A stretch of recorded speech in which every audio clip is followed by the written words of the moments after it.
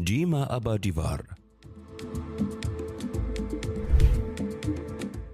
مدينة إثيوبية بناها المسلمون غرب البلاد على طريق القوافل التجارية قديما بين ممالك الحبشة، وما تزال تحافظ على طابعها الإسلامي إلى اليوم.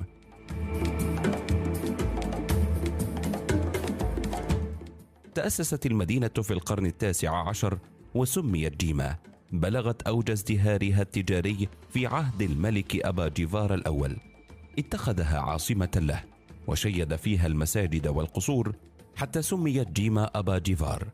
ثم عرفت المدينة تطورا أوسع بعد صعود الملك أبا جيفار الثاني للحكم، وكان حافظا للقرآن معتزا بدينه وجذوره.